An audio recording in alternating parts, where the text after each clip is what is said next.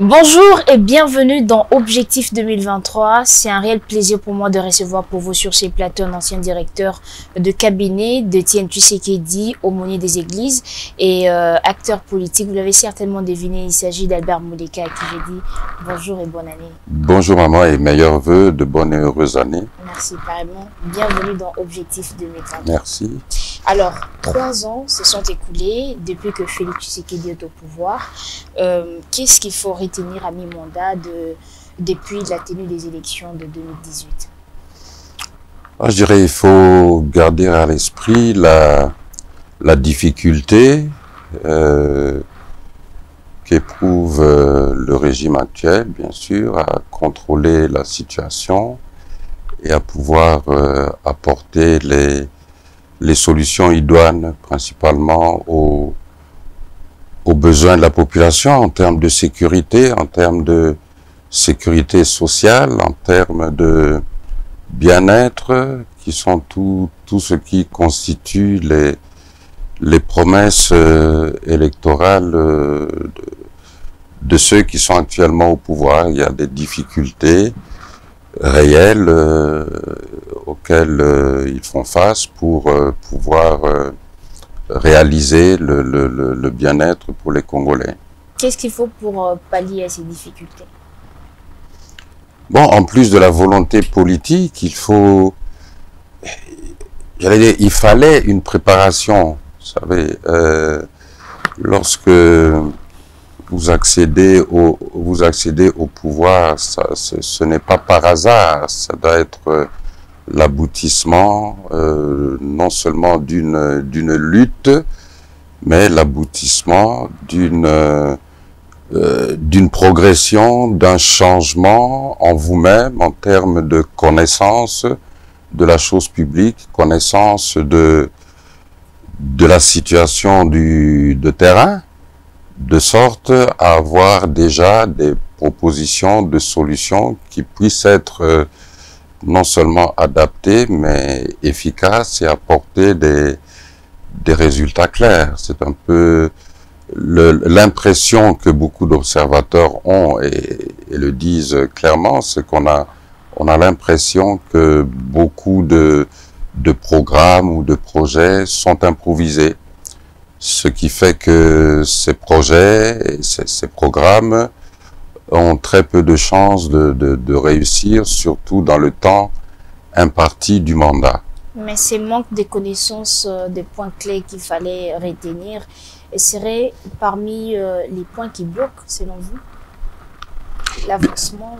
Bien sûr, puisque si vous n'avez pas la connaissance de l'état des lieux et la connaissance, prenons par exemple le fonctionnement de l'administration, parce que nous parlons de l'état de droit, mais il n'y a pas d'état. D'abord, partout, on décrit l'absence de l'état. Alors, si déjà vous n'arrivez pas prioritairement à réinstaurer donc l'autorité de l'État, l'existence de l'État sur toute l'étendue du territoire, ben, il vous sera difficile de réaliser avec succès un quelconque plan ou un quelconque programme, puisque le soubassement et la structure qui doit non seulement encadrer, mais sur laquelle tous ces programmes doivent s'appuyer, c'est l'État. Mais si cet État n'existe pas, vous allez réaliser les choses dans le vide. Et c'est ainsi qu'on voit beaucoup de programmes qui, on entend seulement parler des montants de ceci, des montants de cela, mais que sur le terrain, c'est beaucoup plus de l'improvisation. Mais qu'est-ce que souhaiteriez-vous que Tshisekedi puisse prioriser par rapport aux 2 ans restants de son mandat? Oh, vous savez, il y a tellement de priorités.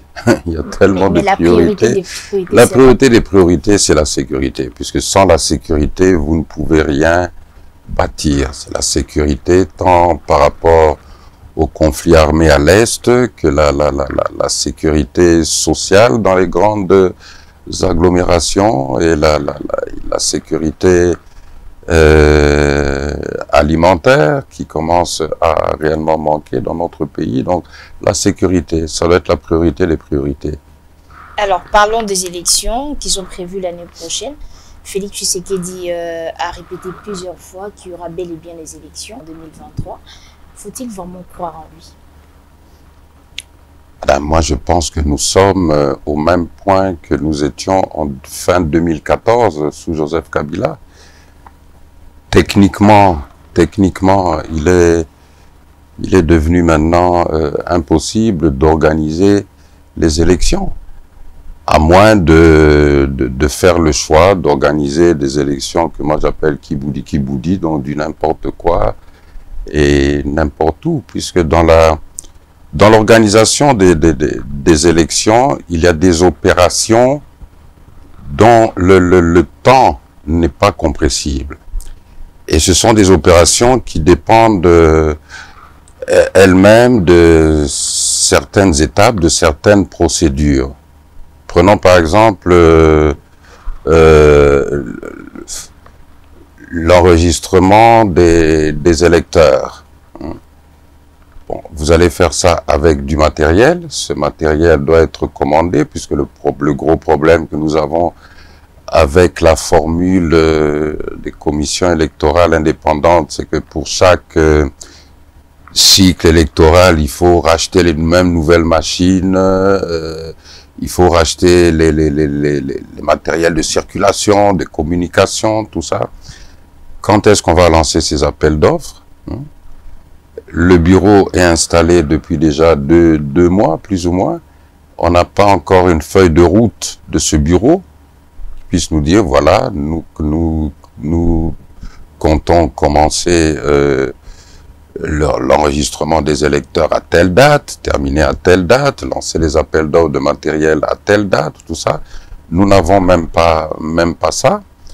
Alors que, souvenez-vous, en 2014-2015, et lorsque Corneille Nangaa a remplacé le défunt Abbé Malou Malou, l'équipe Malou Malou avait déjà fait ce travail. Ce qui fait que Corneille Nangaa a pu très rapidement publier un échéancier, une feuille de route que finalement ils n'ont pas pu respecter non plus parce qu'on n'a pas eu des élections en 2016. Donc, techniquement, c'est très difficile. Alors, techniquement, c'est très difficile. Est-ce que on peut dire que le train électoral est vraiment en marche ou ça ne l'est pas, vu ce que vous avez relevé tout à l'heure? Pour moi, le train électoral est toujours bloqué à une gare, vu que ce processus ne recueille pas un consensus. Il a été mis en place des structures, dont la plus importante, le bureau de la CENI, qui était installé sans consensus des différentes parties.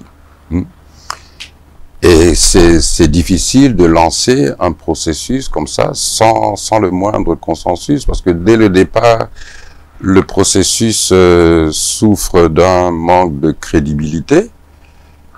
Et il sera difficile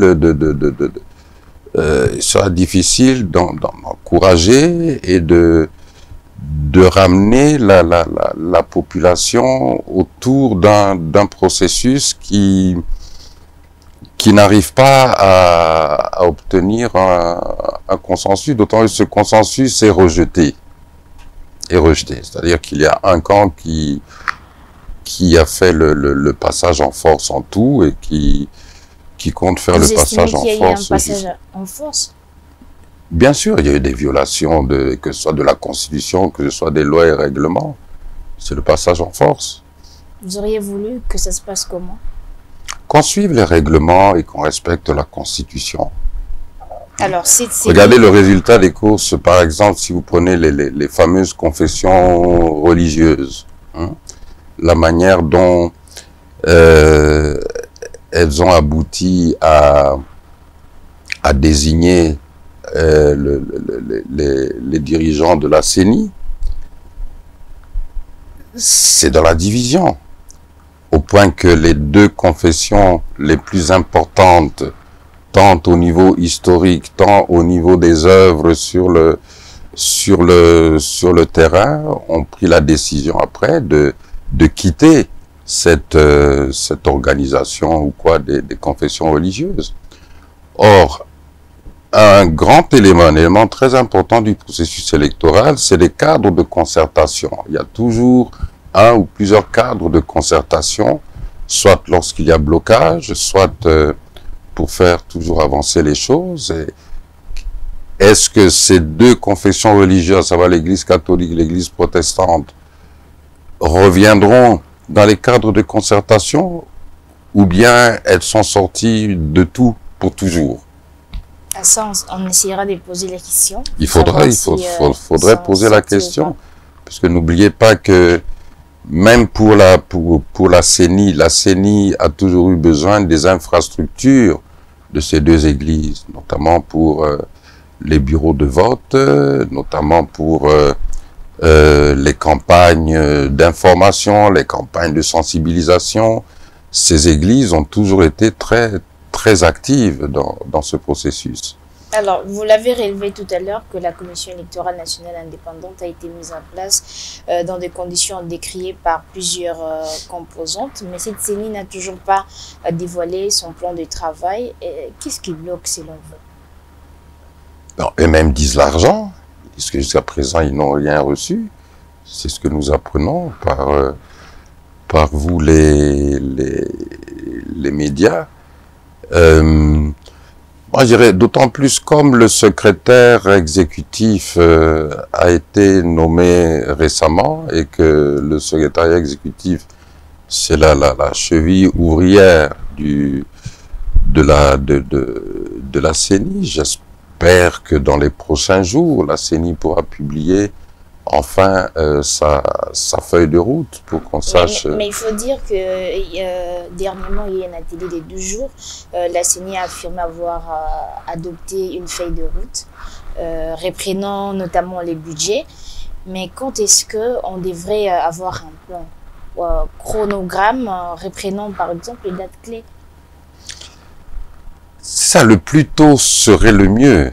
Le plus tôt serait le mieux parce que vous savez, le chronogramme dont vous parlez doit justement tenir compte de tous ces éléments faisant partie, qui peuvent nous amener à aboutir à un dénouement heureux de ce processus électoral. Et tant que nous n'avons pas le chronogramme que la CENI a en tête actuellement, il est difficile d'apprécier quoi que ce soit par rapport à ce qu'ils veulent réellement accomplir. Et je crois que c'est à partir de la publication d'un tel chronogramme que les uns et les autres pourront aussi se faire une religion sur les réelles possibilités, même volonté de la CENI et du gouvernement d'aboutir à des élections plus ou moins libre, démocratique, transparente, enfin, vous savez, tous ces adjectifs qu'on aime utiliser pour décrire des élections que finalement on n'a pas. D'un côté, un plan chronogramme toujours pas disponible du côté de la Commission électorale nationale indépendante, mais le gouvernement n'a toujours pas mis de fonds à la disposition de la centrale électorale. On ne sait toujours pas, en plus de 250 milliards de francs congolais que le gouvernement avait annoncé comme provision, et quelles sont d'autres sources de financement des élections prochaines. Éprouvez-vous de craintes quant à cela? Bon, des craintes, pas vraiment, dans ce sens que c'est une situation récurrente. Nous avons connu ça en 2011, nous avons connu ça en 2018, beaucoup plus, puisque en 2011, nous avons vu l'équipe du pasteur Ngoy Mudunda et de l'honorable Jacqueline Joly.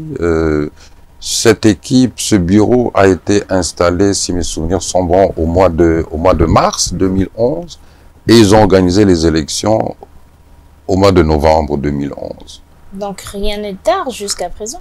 Hein?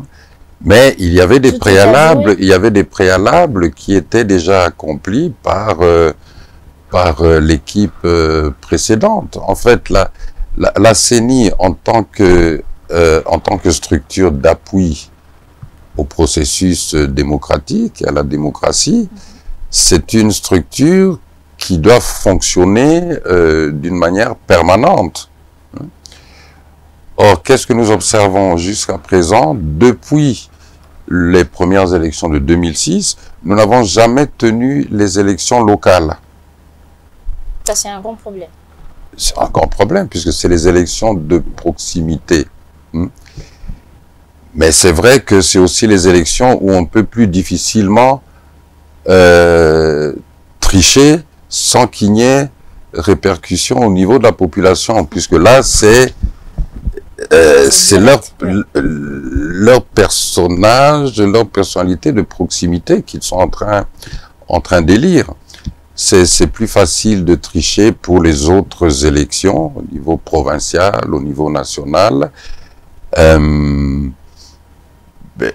Préoccupé, on est toujours préoccupé dans ce sens que il y a des prescrits constitutionnels. Vous savez, à force de toujours violer les dispositions constitutionnelles ou tirer en longueur des processus, c'est toujours mettre le pays dans une situation où il existe un peu un environnement, une atmosphère de non-droit, et c'est dangereux. Et c'est dangereux. Vous voyez ce qui se passe actuellement sur notre continent, principalement en Afrique de l'Ouest. Donc il faut se méfier de ces situations où les attentes du peuple ne sont pas rencontrées par les dirigeants en place. Alors, mais il y a des experts électoraux qui redoutent, par exemple, que les élections puissent coûter des fois plus cher que prévu au cas où on arrivait à l'organiser à la dernière heure. Oui, mais vous savez, le problème du coût des élections, d'ailleurs, ça serait intéressant cette fois-ci de voir comment l'IGF et même la Cour des comptes, si on la met en situation de fonctionner, pourront contrôler les finances de ce processus électoral, la manière dont la CENI va gérer ses finances et surtout aussi la manière dont le gouvernement va mettre à la disposition de la CENI les moyens financiers pour le processus électoral. Mais vous savez, en règle générale,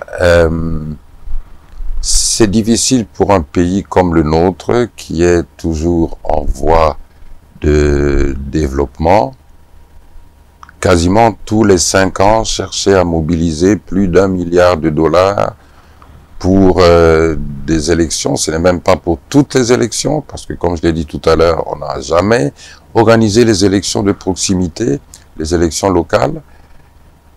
Donc ça saigne carrément nos substances financières qui pourraient servir à autre chose. C'est pour ça, je crois, j'ai déjà eu l'occasion de le dire ici sur votre plateau. Moi, je suis partisan du retour à l'ancienne. Voilà, il y a une direction des élections au sein du ministère de l'Intérieur et qui supervisera l'organisation des différentes... Ça coûterait 2 fois moins cher? D'abord, ça coûterait moins cher et puis ça ferait partie d'une administration officielle qui serait liée aussi, bien sûr, à l'état civil, puisque nous devons encore recréer l'état civil à travers et le recensement et l'identification, parce que c'est 2 choses différentes. Hein? Ce qui fait que les cycles nécessaires, le temps nécessaire pour l'enrôlement sera fortement réduit et le coût aussi, parce qu'avec les technologies actuelles, il est plus facile de relier les données de recensement, d'identification avec les besoins de la procédure d'enrôlement des électeurs, par exemple, qui ne sera qu'une opération cyclique. Alors, faut-il recourir à une aide, par exemple, extérieure pour organiser les élections? Écoutez, si on n'a pas l'argent ou si on n'a pas fait l'effort d'économiser ou de préparer les fonds nécessaires pour les financer nous-mêmes, nous serons obligés d'avoir recours au financement extérieur, comme ça a été fait en 2006 et encore en 2011. Alors, le fait que l'examen de la loi électorale n'ait pas été programmé la session à l'Assemblée nationale dernièrement, ne risque-t-il pas d'alourdir déjà les retards accumulés dans les préparatifs des élections? Vous savez, la loi électorale, en fait, c'est par là qu'on devrait commencer. Or, voilà, maintenant, nous attendons la prochaine session, donc la session de mars. Dans un mois et demi, afin qu'éventuellement cette loi soit débattue et qu'elle puisse être votée. Cette session va se clôturer en juin. Quand est-ce que cette loi sera votée puis promulguée de sorte d'entrer en vigueur et que tant la CENI que les acteurs, donc les parties prenantes aux élections puissent commencer aussi à se préparer parce que elles ne savent pas, bon, quelles seront les règles du jeu. Et là, nous continuons à approcher du délai fatidique de fin de mandat et de l'obligation constitutionnelle de tenir des élections. Mais il ne s'agit pas d'une stratégie politique, celle de jouer à la montre, par exemple. Si, bien sûr, pour certains, c'est une stratégie. Vous savez, nous avons vécu ça aussi à plusieurs reprises dans notre pays, le phénomène récurrent où un régime en place ne s'imagine pas partir. Et bon, on temporise, on freine ceci et cela, le temps de bien préparer les victoires électorales étincelantes, et c'est lorsqu'on se sent prêt alors que on organise vraiment les élections. Mais je crois que nous notons aussi un phénomène de conscientisation populaire de plus en plus rapide et de plus en plus profond, qui fait que les gens ne sont pas prêts, ne sont plus prêts à accepter n'importe quoi.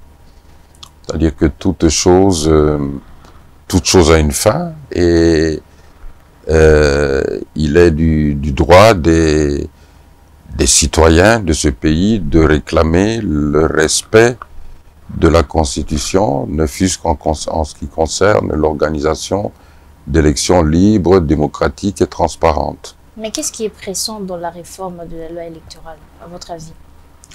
Il y a déjà eu plusieurs propositions venant de certains députés dans le passé récent. Mais n'oublions pas, c'est le bureau de l'Assemblée nationale qui fait le programme de la session. Mais s'il faudrait mettre un avis, qu'est-ce que vous direz? Quelles seraient les priorités en termes de réforme de la loi électorale selon vous?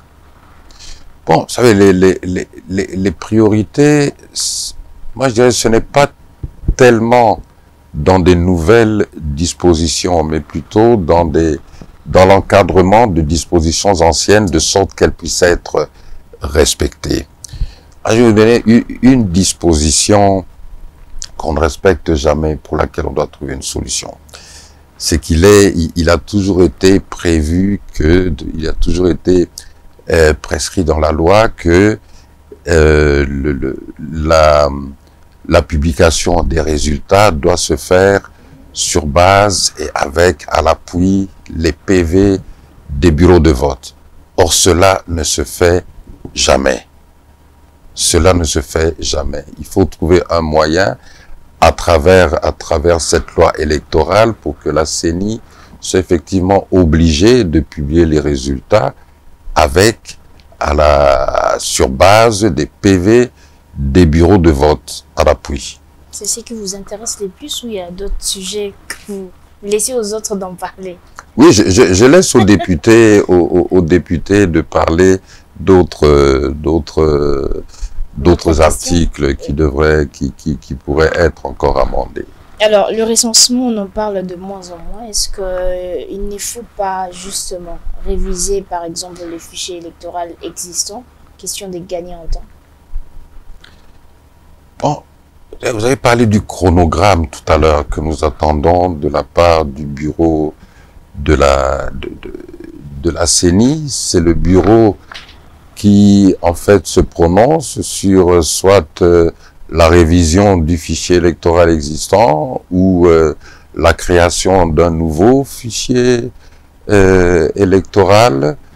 Le recensement, c'est autre chose et nous n'avons pas seulement besoin d'un recensement, mais surtout de l'identification des nationaux. Parce que on peut très bien vous recenser, vous, Madame Cléopâtre.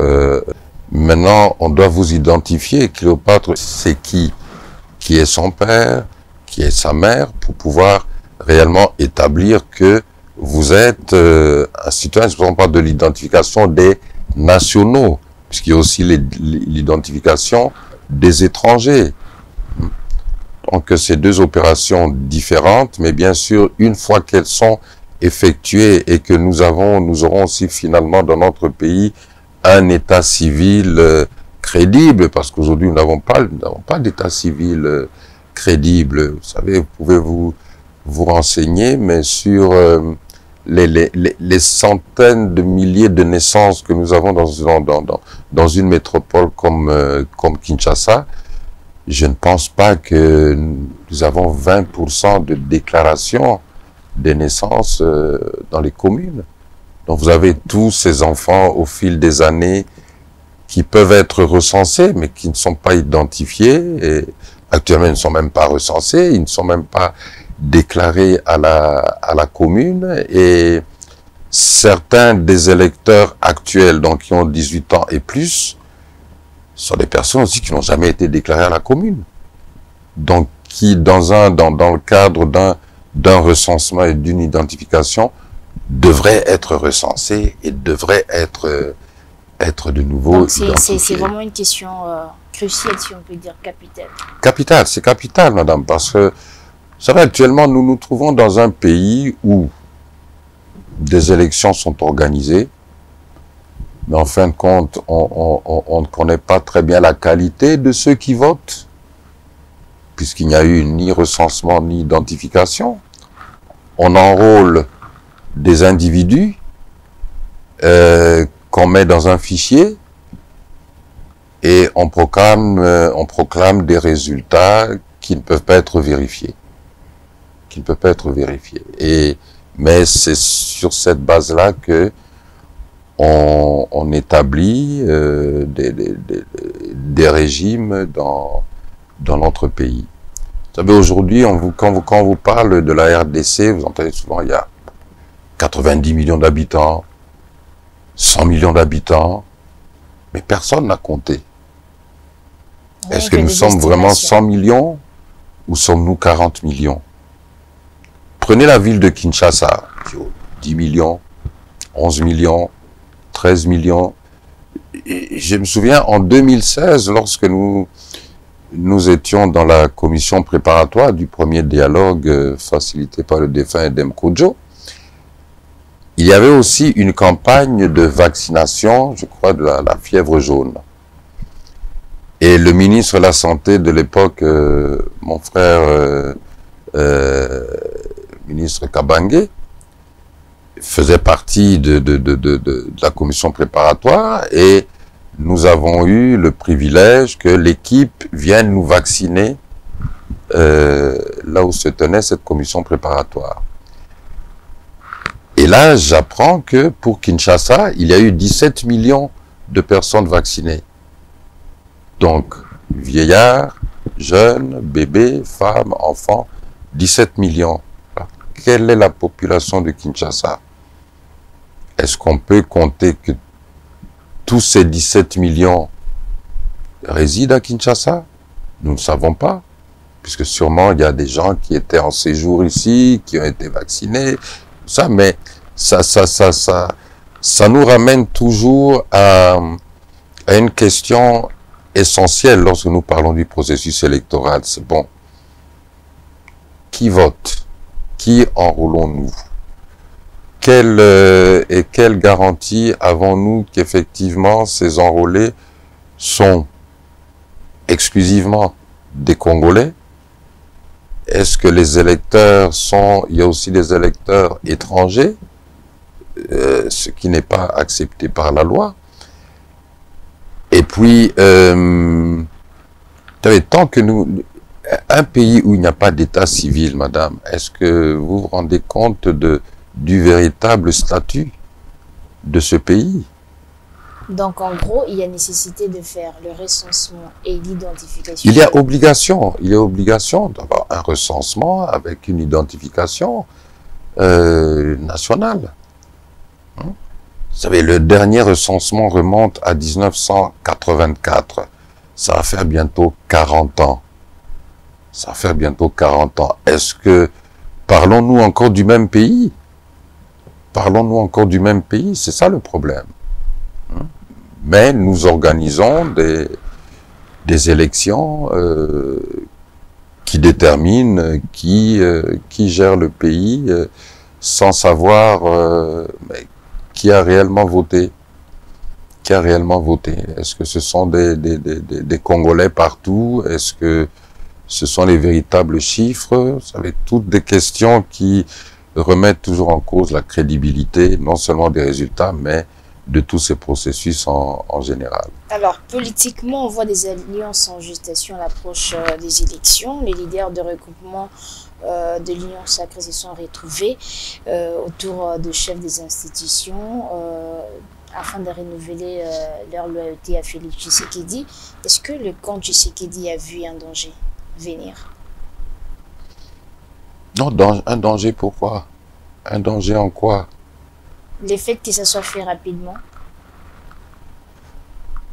Vous savez, à l'approche ou en vue d'échéances électorales, il y a toujours cette phase où les plateformes se créent en vue d'aller ensemble aux élections. Ça, c'est une attitude récurrente que nous voyons. Ce que nous voyons aujourd'hui dans le cadre de l'Union sacrée, c'est ce que nous avions vu dans le cycle précédent avec le FCC. Il n'y a rien de nouveau donc. Il n'y a rien de nouveau sous le soleil. Ce qui est a déjà été et sera. Mais est-ce que c'est le fait que la dernière prise de position de Jean-Marc Kabound qui a précipité ces renouvellements de la loyauté à Félix Tshisekedi? Bon, disons la série de renouvellements, de serments, de fidélité, tout ça. Moi, ça me rappelle beaucoup les grandes messes du défunt parti État où périodiquement on se sentait obligé de renouveler publiquement son attachement à la personne du guide et tout ça. Et c'est une lutte, ce n'est même plus une lutte de positionnement. Le positionnement est devenu une marque, disons, qui colle à la peau du politicien congolais. À chaque événement, il faut se positionner et, si possible, montrer au pouvoir que non, je vous sers. Donc c'est pour les besoins de la cause. C'est pour les besoins de la cause. C'est pour les besoins de la cause. C'est pour les besoins de la cause. Mais maintenant, le principal, c'est qu'est-ce que ça apporte au fond dans la matérialisation des programmes politiques ou des projets de société des uns et des autres. savez, c'est toujours là où il y a cet abîme, en quelque sorte, entre ce qui est dit et ce qui se fait réellement sur le terrain. Et le secteur ou l'activité politique est devenu le secteur économique le plus rentable, ce qui est scandaleux. Et moins intéressant d'ailleurs. Oui. Et je dis scandaleux parce que principalement pour les jeunes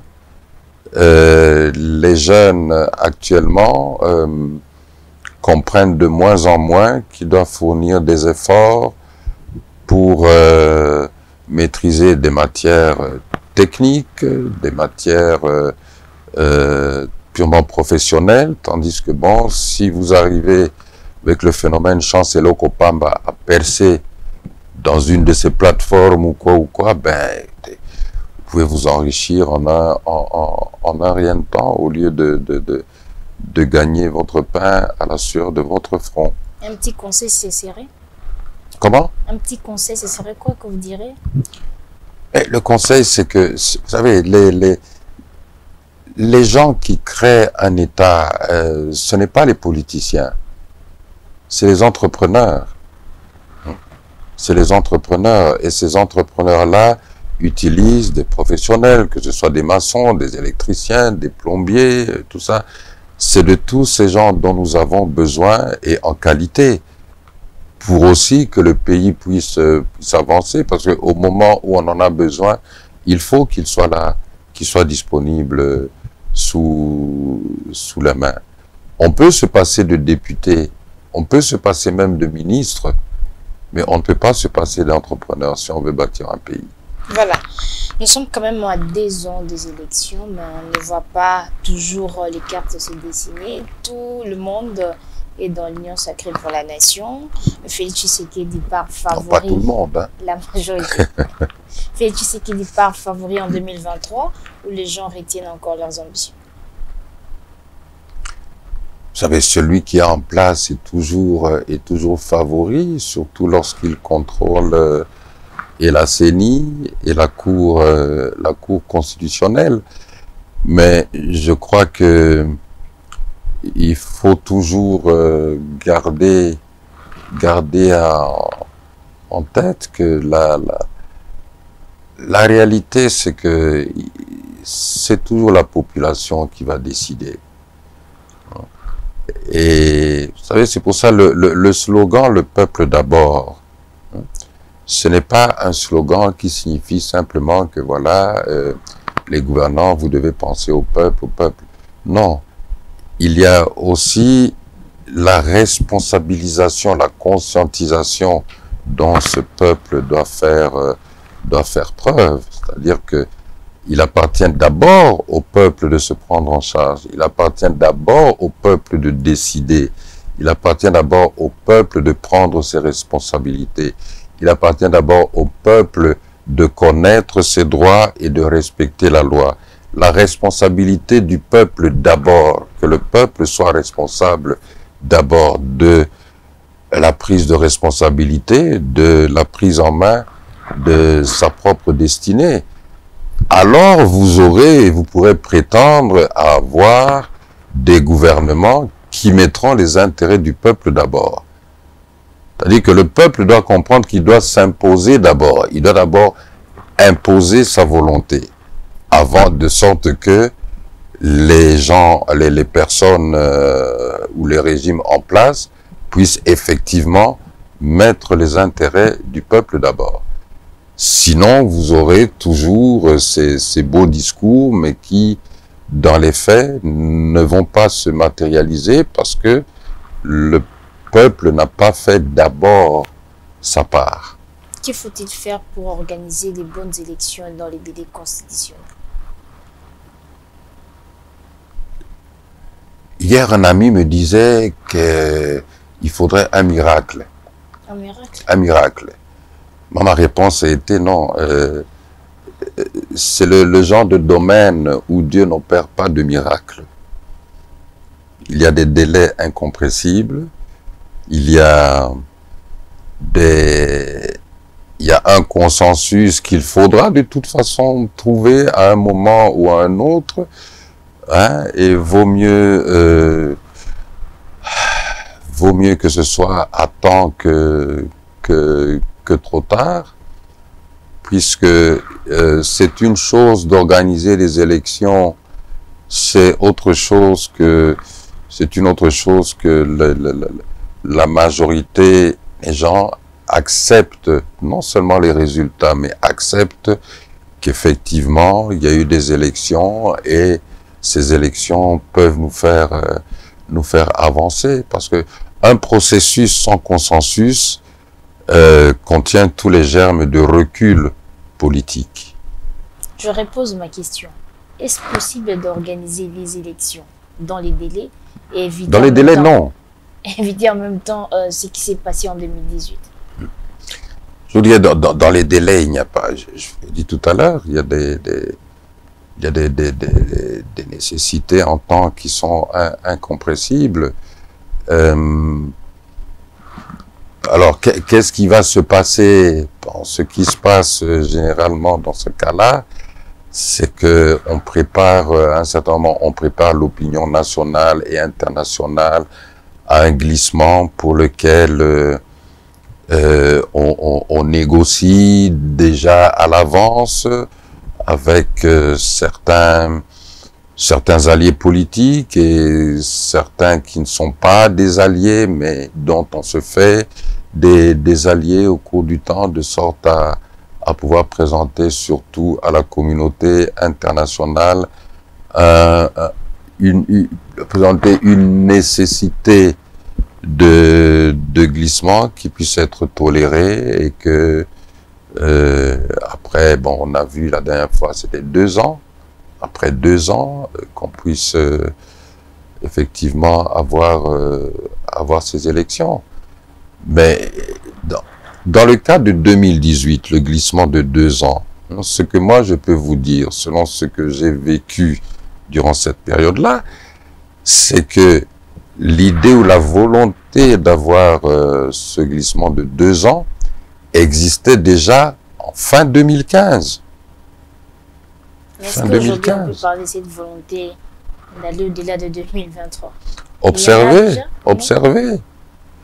Vous avez dit, bon, la CENI se plaint qu'elle n'a pas l'argent. Il n'y a pas de chronogramme. Nous sommes janvier 2022. Ces élections doivent se tenir en décembre 2023. On n'a pas de chronogramme. Il n'y a pas de loi électorale. Bref, ce qu'il faut retenir, c'est que c'est impossible d'organiser les élections dans les délais, c'est-à-dire en 2023, selon vous? Techniquement, on peut toujours faire le choix des élections qui boudit, donc du n'importe quoi. Mais techniquement, madame, prenez déjà regardez la problématique, ne fût-ce que d'une opération de l'enrôlement dans les provinces qui sont sous état de siège. Est-ce qu'on a déjà défini comment l'enrôlement se passerait dans ces provinces? Est-ce qu'on lèvera l'état de siège avant, remettre en place les administrations civiles, ou bien on ira avec les administrations militaires? Alors, imaginez une administration militaire qui encadre l'opération d'enrôlement. Ça va vous créer encore des soupçons.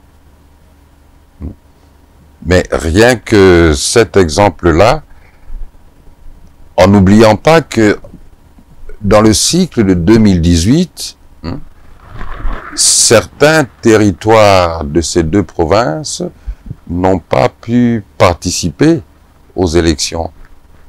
On n'a pas voulu que ces populations participent, soi-disant à cause d'Ebola, tout ça, mais ces populations elles-mêmes démontraient qu'elles avaient le droit de participer, et elles ont elles-mêmes